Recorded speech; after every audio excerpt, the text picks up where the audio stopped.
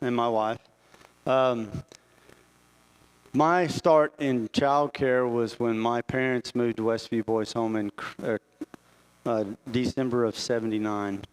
I was 16 years old, a freshman in high school, and they moved to Westview Boys Home, and they did a 10-year stint there. I grew up and I met my first wife, and things didn't work out for us, but I have two beautiful young men and that are grown, and one of them's a grandparent, so I've got a great grandbaby. I've got 7 grandbabies and 1 great grandbaby. And but I went to work I went to work for the home, I guess it was in 83, and I worked for him for about 5.5 years as a young man. And I left there, things went bad for me for a while. And in in 92, I met Adrian, which has been with me for 29 years now. And I wouldn't be where I'm at today without her. I'll be honest with you. She is my better half, for sure. In 98, God called us to go to work back in this field. So we went to work for Tipton Children's Home. And they asked me to go to work there, and I told them no, because I didn't really think I was ready to go back into this industry. Well, God changed my mind. He gave us a lot of subtle hints that we needed to go to work. This is where we needed to be. And so they hired me because I was experienced. So they bring me on to Tipton campus and shoved me into a girl's house.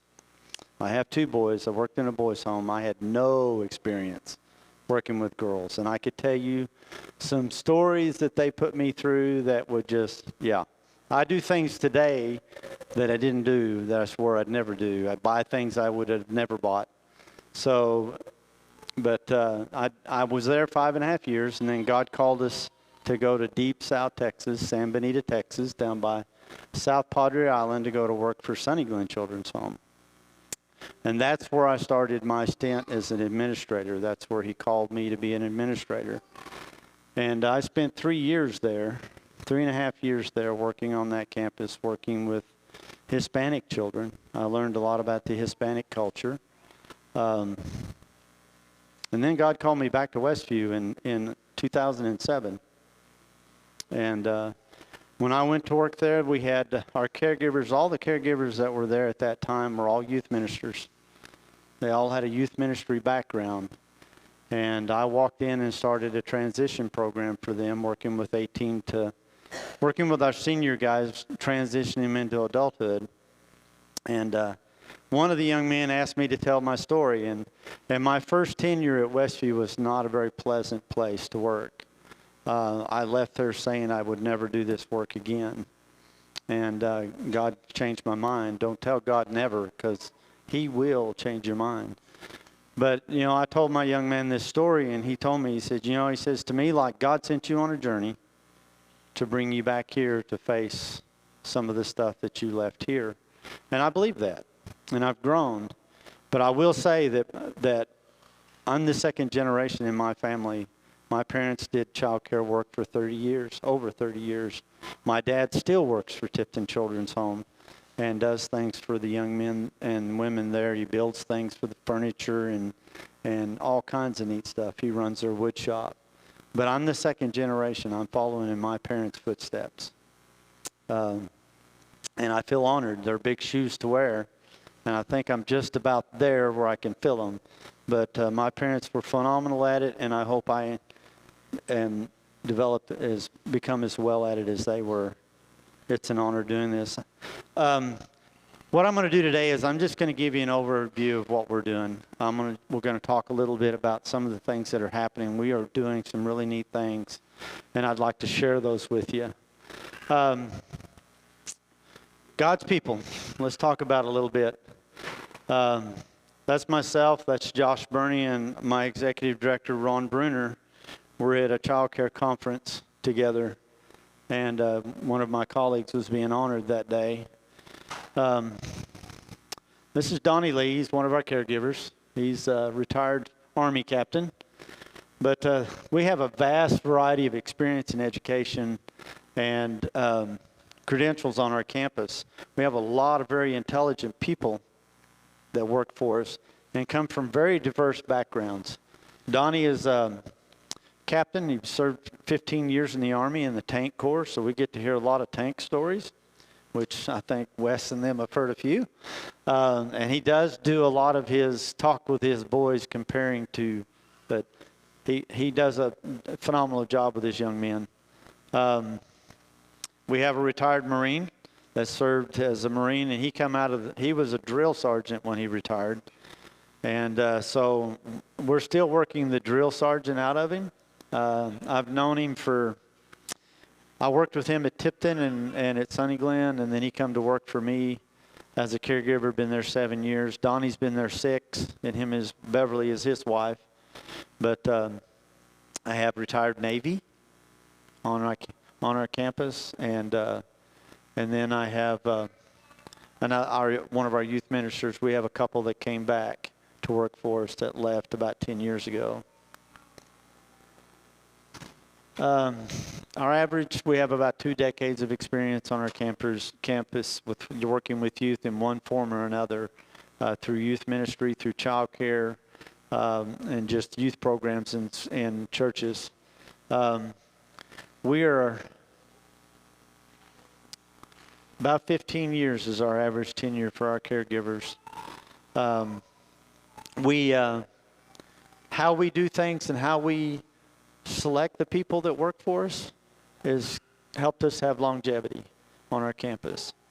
When we go to looking for people to come work for us, we are looking for that mission-minded person that wants to go into the mission field, okay? And once we have that person that is very mission-minded, they have a tendency to stay with us longer because they know the challenges that they're fixing to face. The national average for caregivers in the United States to work in child care institutions is 6 to 18 months. That's how the turnover is. Right now, I have one set that's been there 7 years, working on their 8th. I have one working on their 7th year. I have one couple working on their 4th year, and I have a couple that's starting their 2nd tenure with us. And their first tenure with us, they were there 4.5 years. So we average about 5 to 15 years in keeping people on our campus. They all are high school graduates. We have several that preaching training schools, Bear Valley, Sunset, Whites Ferry Road. We have 3 bachelor's, 3 master's, and 1 doctorate degree in our staff. Our executive director has a doctorate in ministry. And some of the stuff we do on our campus was part of his doctoral work. We have what we call a covenant of hospitality on our campus. And our firm belief is when we bring somebody on our campus, that God calls us to be a hospitable people. And we even do that with our boys. When we do an interview with a boy to bring him on our campus, there's a lot of stuff we do. We have an application. We have psych eval done. We get their school records. But I think one of the most important questions we ask each young man that comes in our campus during our interview with them, and when we decide to bring them in, is, what is your favorite meal? Is one of the most important questions we ask. And the reason is, within the first week they're there, our caregivers provide their favorite meal. And that's their way of inviting them in and saying, this is home. And as long as you're here, this is your home. And we want our guys to feel like it's home. We have houses set up and couples living in them, and we do a family-style living program. We sit down around the table and have meals. We pray over our meals, just like y'all do. We want it to be as much like a family environment as we can, because a lot of our young men's struggles are with mom and dad. So if we can help them work through those struggles, and then we work with mom and dad and teach mom and dad how we do things so they can interact with their children the way we do, which helps their family grow and become healthy.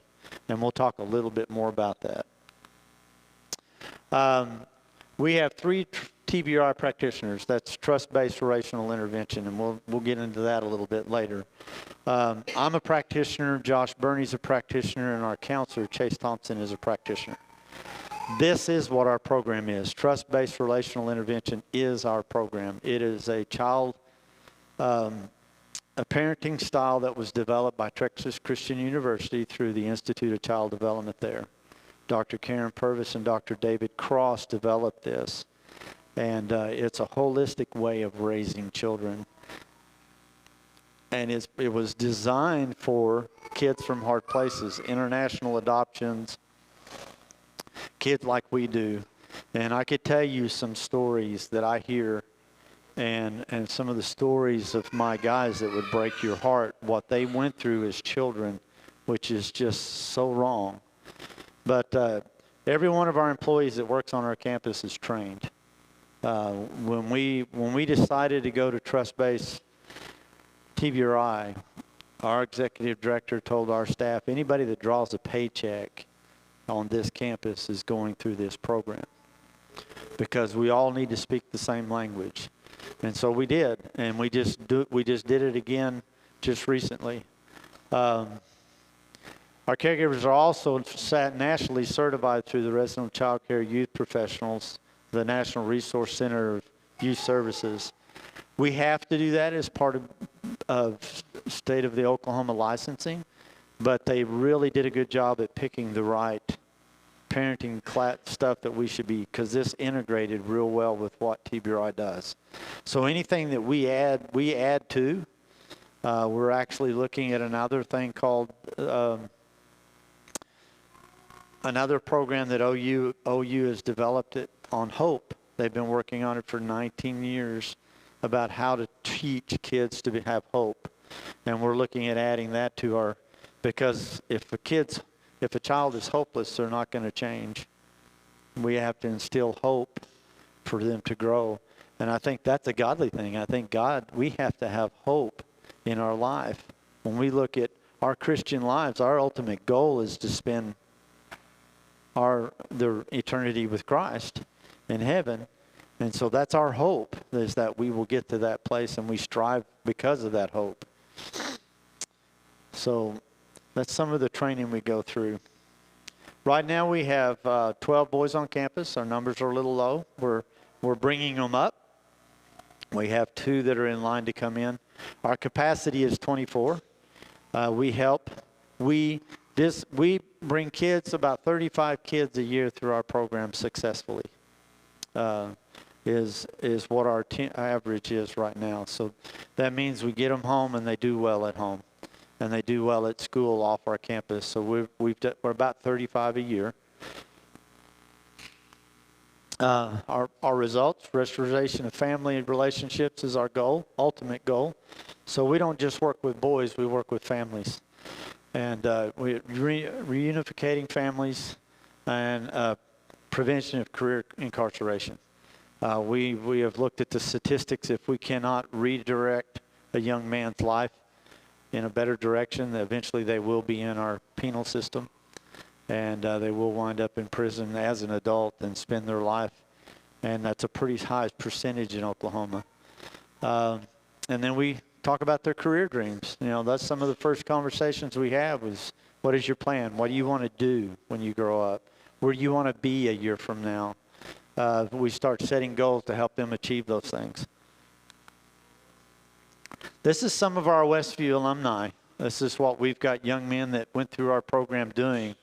Doug Gonzalez was our ranch manager. He started out as a caregiver, did 5.5 years in the house, and he's an alumnus. He left there. He graduated from high school the year we moved there in '79, and he came back.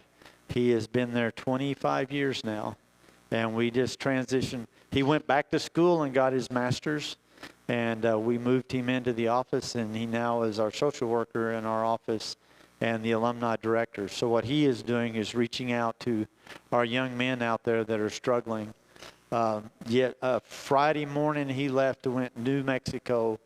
One of the men that he was in the home with as a child called him and told him that he had been diagnosed with stage 4 colon cancer, and he had about 3 to 4 weeks to live. And he felt like he was going to hell and that his life was worth nothing. So Doug loaded up in his car at 4 o'clock in the morning and drove to New Mexico to visit and help him get his life where he knew that he would be going. Because he said, the young man knows. The man knows. He's just in a bad place, and he needs somebody to come be with him. So we sent him up there to take care of one of our men from the past. So that's what some of our guys are doing out there. We have one young man that is a master sergeant in the Marine Corps. He left his sophomore. He completed our program his sophomore year, went home, did very well, finished high school, and has been serving for about 10 years now in the Marine Corps. God's work at Westview. Those 4 young men helped me build that they're standing on. That's our pavilion that we have on our disc golf course that your guys come down and roofed for me in the 100-degree weather.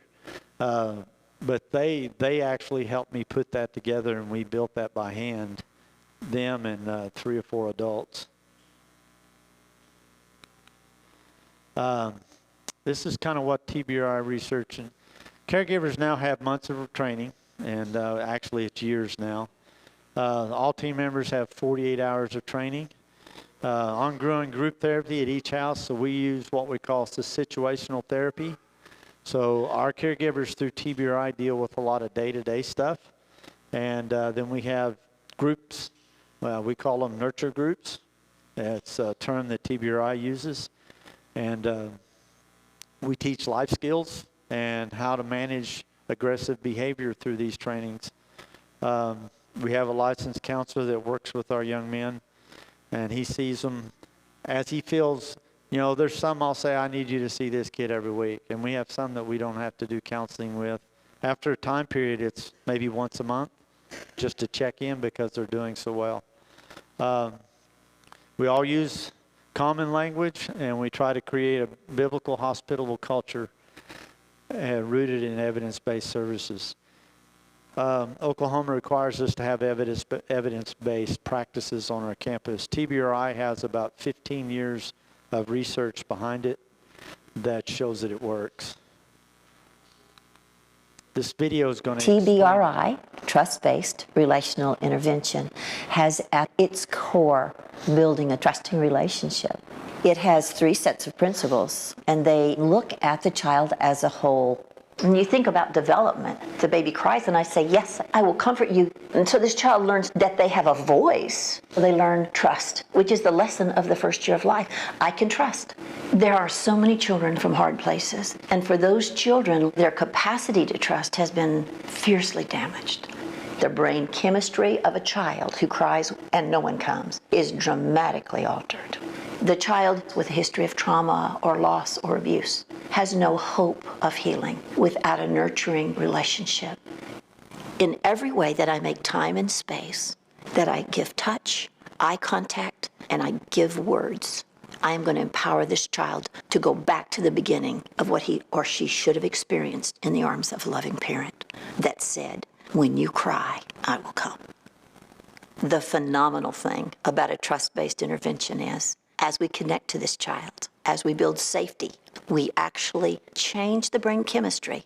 We change the wiring of the brain. This is really the heart and soul of all that we are and all that we do.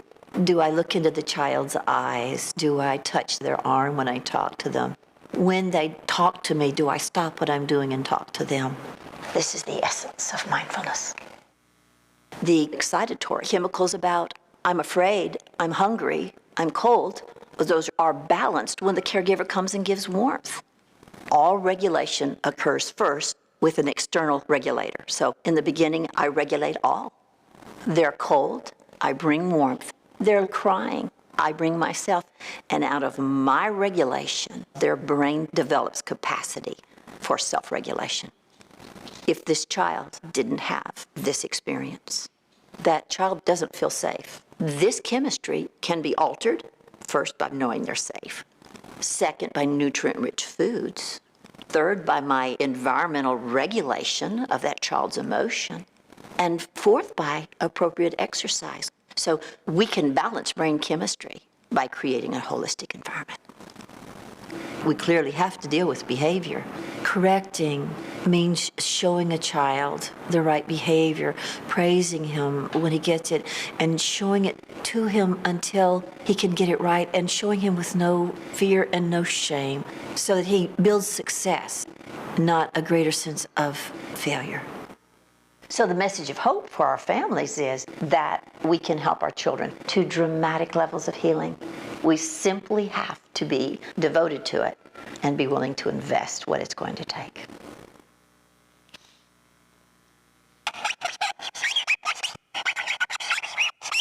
We'll let the squeaking get done. Dr. Purvis passed away about 4 years ago. That was her explaining that. Somebody put the anime with it.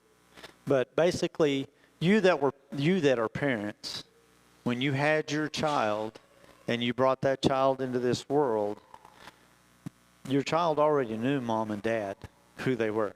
All mom and dad had to do was speak, and that child would look for them, right? Your child would look for you.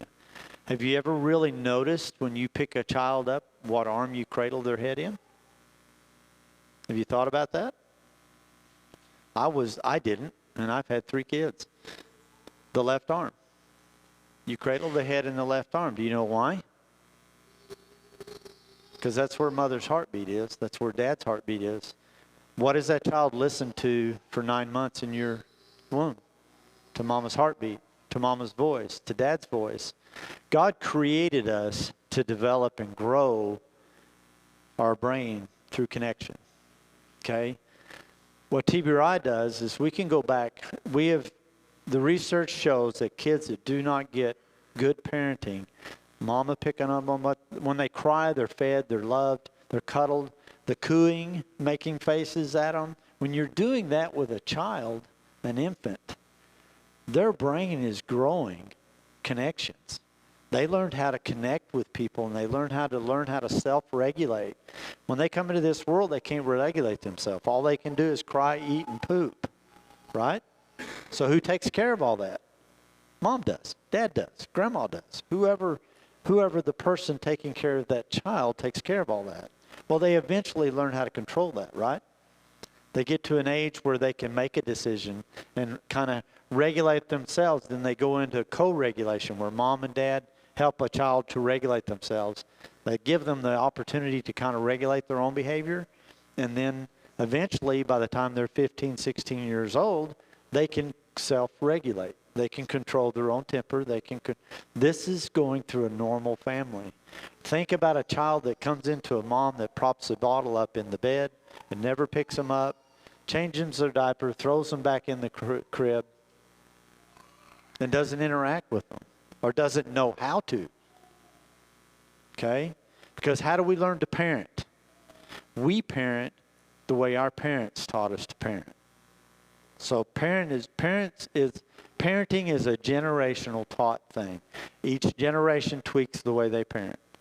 I changed a little bit the way I parented than way my parents. My parents are great parents. But there was things I did different that they didn't do because I'm a little defiant and I'm going to do things my way. And I've had to learn to do things God's way.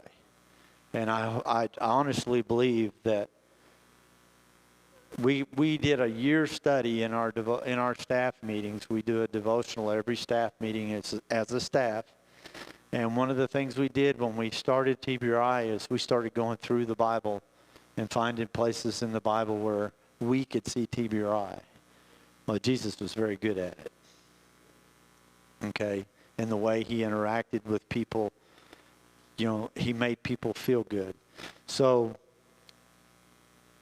mom or dad, when your kids are trying to ask you a question and you're in the middle of doing something, our staff stops. If it's cooking supper, they turn the stove off, they stop, they take the time to interact with that young man and figure out what it is that child needs.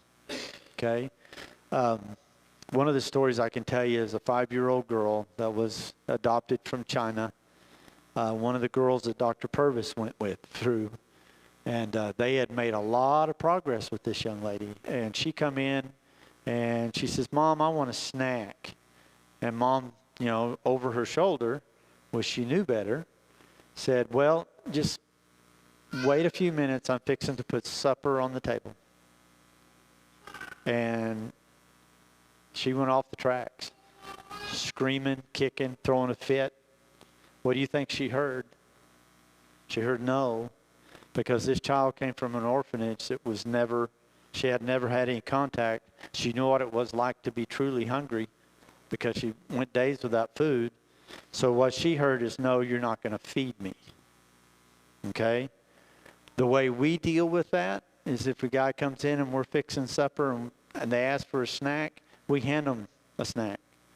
Here, you hang on to that. We're fixing to have supper, but you hang on to that.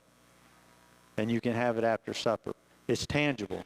He's got a hold of it. It's in his hands. He knows he's not going to starve to death. Instead of saying, no, we're fixing to have supper, yes, hang on to this and we're fixing to eat. You know, we have young men that big problem we have is hoarding food in their rooms. I've been doing this for 25 years, and they did it when my mom and dad were in there. They would take food, peanut butter, and hide it in their room. And it would get nasty and gross and mold, and next thing you know, you got problems.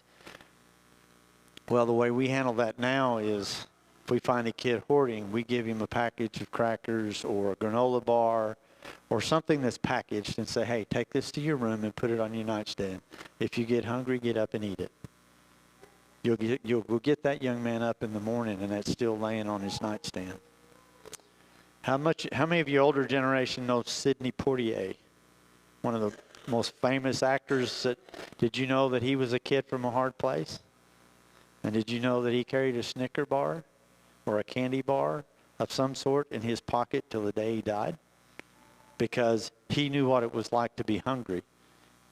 And he still had, even though he was a wealthy man, still had that inner child that said, I could starve to death. So he carried a candy bar with him. That's how he managed that problem. So that's what TBRI does. What we do is, what we've learned is how to fix an ugly relationship and a bad relationship is creating a healthy relationship. Our campus is the safest place in the world you can be on. I think Wes and the guys can attest, we are very safe.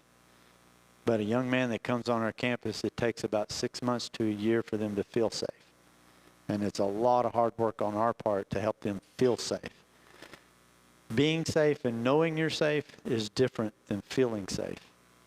So we have to get to felt safety before we can start healing the brain.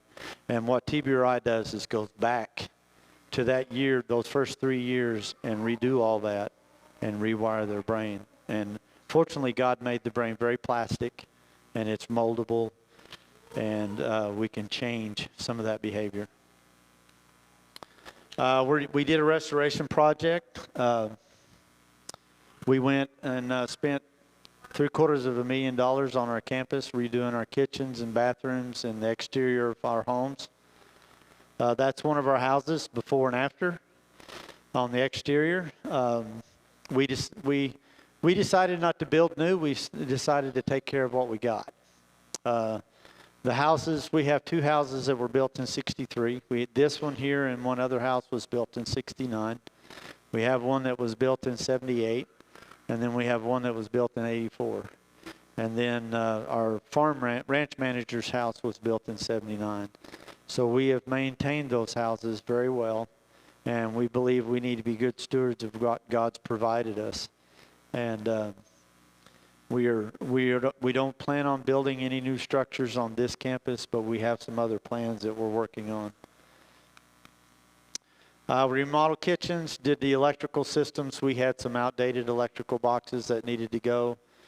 We put in a modern fire and alarm system that one goes off, they all go off. We put in LED lighting everywhere, insulated the attics, did all the exterior work, added landscaping and irrigation because some of the bad fires came pretty close to us, so we thought we might ought to put some greenscape a little, so we have a little bit of fire protection. Plus, it really made our place look nice. We're working on our WPA building. A lot of people don't know, but Westview was a school originally, and Arnett School sold Westview Boys Home the property, and that's where we started the campus. Started Westview was in the Westview School building. We had dorm-style living, offices and everything were in one location, and then we branched out, started building houses in '63 and went to a more family-style program. Our commissary building, we redid the painted and cleaned up the exterior. It's a retired movie theater, and it's about a 15-degree slope, the floor.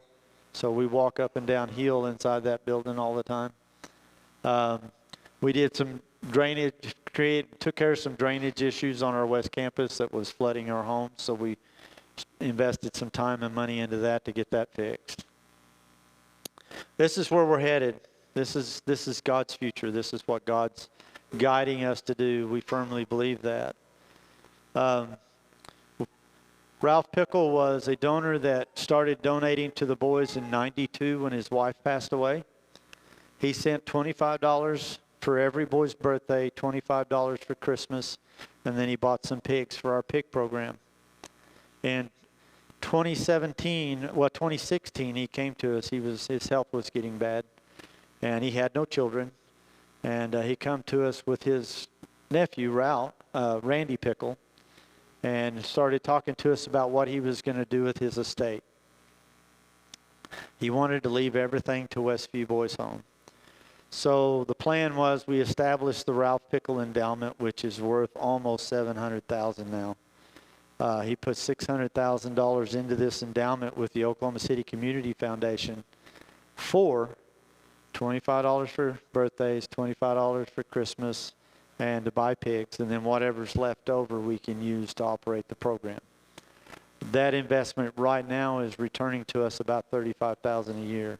It goes up about $2,000 to $3,000 every year. Then Randy, his nephew, said, we need to set up another endowment. So we set up the Westview Endowment for Westview Boys Home, and what it was a matching program. He said, if you can raise $100,000, I'll match it $100,000. So we invested up today $125,000 into that endowment. So it's worth about $250,000 with everything that's growing. And we're fixing to do another endowment fundraiser for that endowment. Our hope is, and our goal for these endowments is to grow them to the point where it takes care of our administrative expenses. Okay? Pays my salary, it pays the director's salary, our bookkeeper's salary. We want to take about $150,000 to $60,000 off our budget through the endowments so we can invest our donated funds in our young people. Does that make sense? This is what we're trying to do, is take that, because we consider myself and our office staff, we're secondary staff. Our most important staff on our campus is the ones that are in the houses, actually in the trenches doing the hard work. We're their support, and we want to take our cost off the plate so we can do more for their houses, for their boys, to help them do a better job. And then we have the Westview Foundation, which was started about 20 years ago, that has a college fund. We have a young man right now that's going to college debt-free because we're paying part of his college. We take care of anything. He run the front wheel off his car, and because he had a blowout and had a tire put on. Well, the guy that put the tire back on didn't get the lug nuts torqued down, and this young man really didn't know what was happening until it happened. And so I invested in getting his car fixed. That's where this money comes from. So it helps us help young men that have aged out of our program. This is Westview's identity today. Westview Boys Home is our main program. We work with young people there. Westview Family Services has been in existence for about 4 years now, and it is our preventative care. So we have actually, through Westview Family Services and our counselors, have been able to keep 10 families together. They called about placing their kid and told us what was going on. We directed them to our counselor and did counseling with them and the family, and were able to keep their children at home. Okay? That's our goal. We would like to see Westview Family Service put Westview Boys Home out of business. We strive to do that every day, but reality is never going to happen. Just in DHS custody in the state of Oklahoma right now is 9,700 children in DHS custody, and we don't work with those kids. We work with the kids that don't get placed somewhere else. We work with juvenile probation and private placements. So there's not even a statistic on the kids that we work with because nobody tracks it. Our transition program, let's see. That's what we're doing. I get ahead of my slides. I apologize. We are doing parenting classes. We do come into churches and do parenting classes under this umbrella. We've been in the Lake Homa Church of Christ in Mustang. We've been in the Cherokee Hills Church in Duncan. We've done it in our church just recently. And we've been into 6 school districts teaching trauma-informed classrooms, helping teachers understand how a trauma-damaged brain works and how behavior comes from a history. One of the things we will tell you is that behavior is not a problem. Behavior is the language of a need not met. Okay? So if you figure out what the need is and you meet the need, the behavior goes away. So it's a symptom. It's not a problem. And child care for decades has been doing behavior management. Now, even us, up until about 10 years ago, and we figured out through our research that behavior is not the problem. Behavior is a symptom of a bigger problem. So it's a symptom of a need not met. This is our connected parent and child. We'll travel around. We actually go to the Tulsa Boys Home, and we've been to their campus twice and taught their staff what our staff does. And they have a staff of 85 people, and everybody on their campus knows our language, and it's working very well for them. And they're actually at what we call an E-level. They actually work with higher levels of mental health than we do. Westview transition. The problem we have in Oklahoma, and I'm sure you have it in Kansas, is when even DHS kids and foster kids, when they reach the age of 18, they age out. They no longer have services. A lot of them are trying to make it on their own and wind up on the streets. So our goal, and it's achievable now, we had an estate that we got $500,000 from, and then we had a foundation out of Nebraska, a church family that we know we've been working with. They were the ones that paid for all the restoration on our campus. Over the last 21 years, they've given us about $2.2 million in infrastructure fix and also creating positions, helping us start out a salary so we could get on our feet to carry that position because we needed to add people. They've done that numerous times, and they just give us grants to pay the electric bills. And they have graciously give us $1.2 million to go with our $500,000 to start a transition program. So we're in the process of purchasing property in Weatherford, Oklahoma, and we are going to build duplex-style homes on that property and start bringing in 19 to 24-year-olds and helping them get their feet onto them so they can go into this world and be successful and not be on the street. That is an age group that our state is not taking care of. There's a sister organization, Baptist home, that started one about 8 years ago now. They're a 20-bed capacity, and they have a 6-month waiting list. I've got young men that want to get into this program.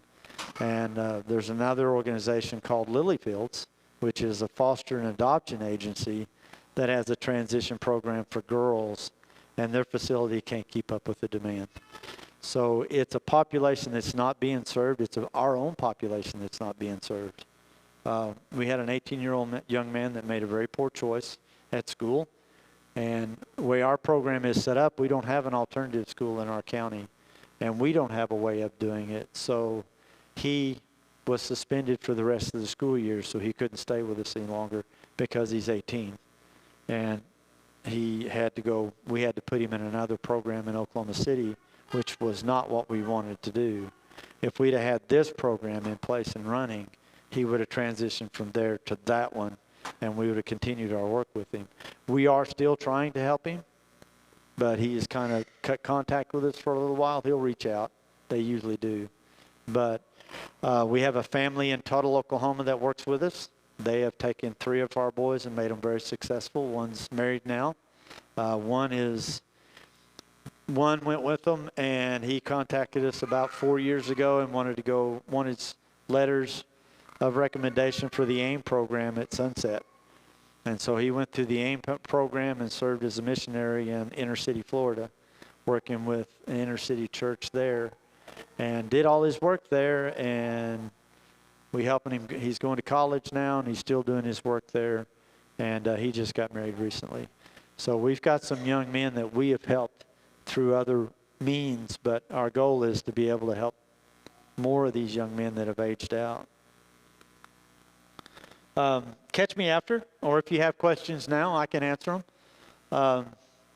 I just want to read a Bible verse in closing. It'll be Matthew 18:10 through 14. This is the parable of the lost sheep. See that you do not look down on one of these little ones, for I tell you that their angels in heaven always see the face of my Father in heaven. What do you think? If a man owns 100 sheep and one of them wanders away, will he not leave the 99 on the hills and go look for the one that wandered off? And if he finds it, I tell you the truth, he is happier about the one sheep than about the 99 that did not wander off. In the same way, your Father in heaven is not willing that one of these little ones should be lost. We spend every day looking for that one sheep. And if we can help one, we are excited. That has been my mindset for 25 years, is I'm going to help that one.